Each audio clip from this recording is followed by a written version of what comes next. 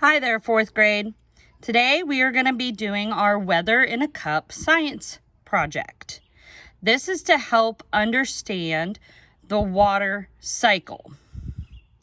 For our project, you will need 2 plastic cups, water, shaving cream, and blue food coloring. It doesn't have to be blue, but we like to use blue to represent the water. So, I have 2 cups, and I've labeled them with a black permanent Sharpie marker, cup 1 and cup 2. I have filled them with water almost to the top. I have my shaving cream, and I have my blue food coloring. We're going to go ahead and have our packet in front of us so that we can follow along step by step for the project. You'll notice on the back of our project, we have a water cycle map and our graphic organizer that we're going to be using.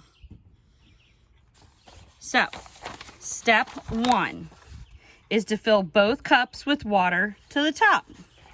And I've already done that. I didn't go all the way to the top, but I went pretty close to the top on it.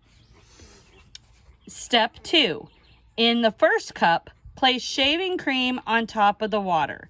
This will represent clouds. Label what part of the water cycle this represents on your graphic organizer. So, I am going to set cup 2 to the side for the moment, and I'm only going to concentrate on cup 1. I have my water in there.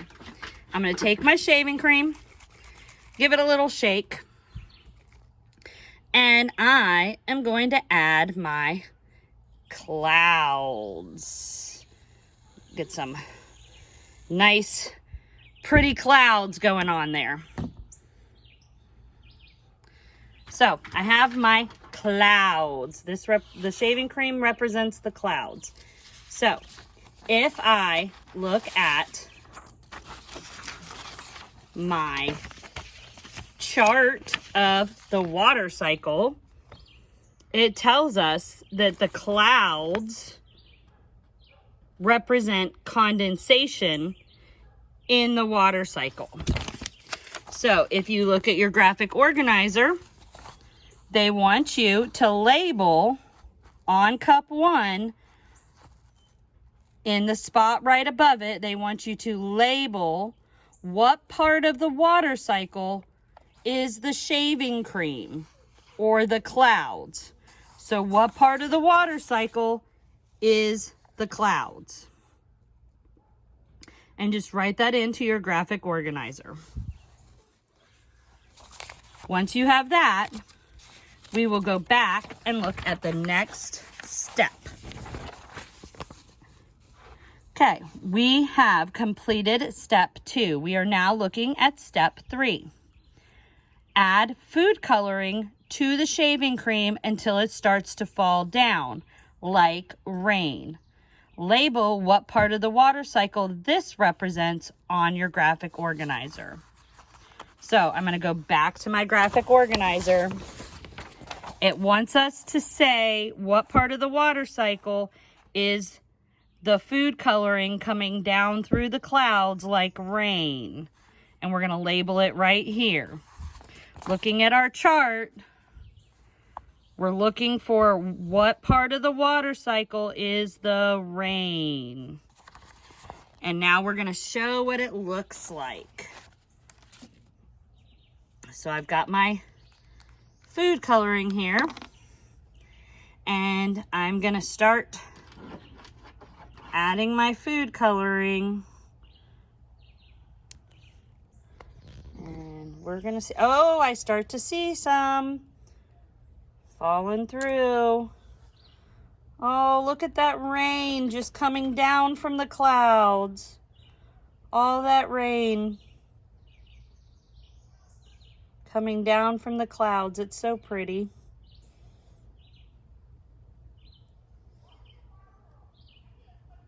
So the food coloring coming through the cloud and sinking down to the bottom is the rain. And according to our chart, what we need to label the rain, the part of water cycle that it is precipitation. Okay? So we have done that for cup 1. Let's take a look at our next step. Step 4, in the second cup, add a little food coloring to make the water blue. So I am done with my clouds and my rain, so I'm going to set them to the side. Now I need cup 2. Still have my water, and I'm going to add just a few drops. You don't need a whole lot, because just a few drops, we'll put 3 in to see what it does. We're gonna stir it up.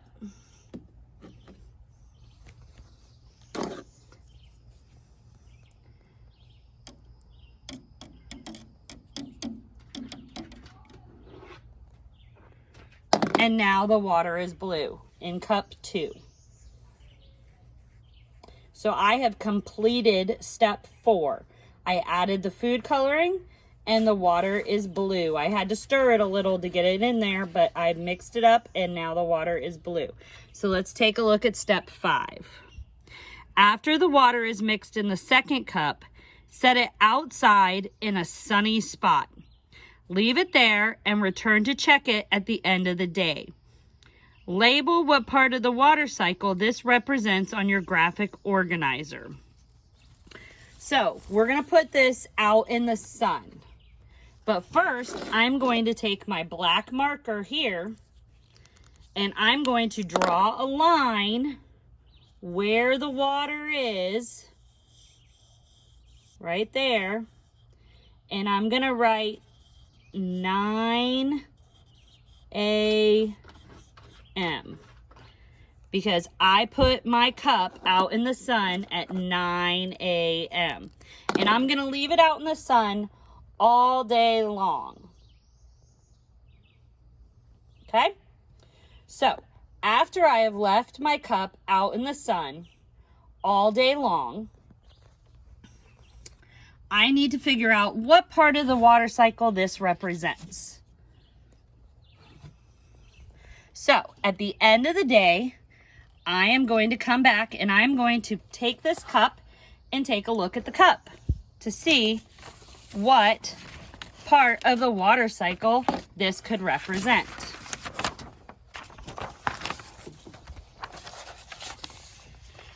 And I'm going to look at the water now.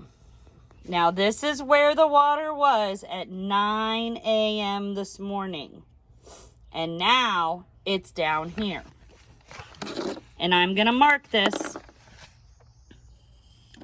This is where it was at 4 p.m. Now, the amount that disappears will depend on just how sunny it is. And if you put it in a really hot, sunny spot, maybe even on concrete, or if you put it in a spot that's only sunny for part of the day, and then it gets a lot of shade. But I put mine out on concrete from 9 a.m. to 4 p.m.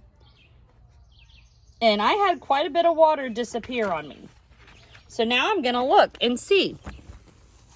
If this is my water in my cup, then in order for it to disappear, the liquid would have to change into a gas. And so that stage of the water cycle would be evaporation. So on our graphic organizer for cup 2, we can label on our cup where our water started, and we can label on our cup where our water is at the end of the day. And then right here, it says the water level ended here because. And the reason it ended there is because of the third stage in the water cycle, which is evaporation, because the water in the cup evaporated. It turned from a liquid to a gas, rose up into the air to help create the clouds. And that is the water cycle. I hope that this little hands-on experiment helped you understand a little bit more about how the water cycle works. And I hope you guys have a fantastic day. All right, bye guys.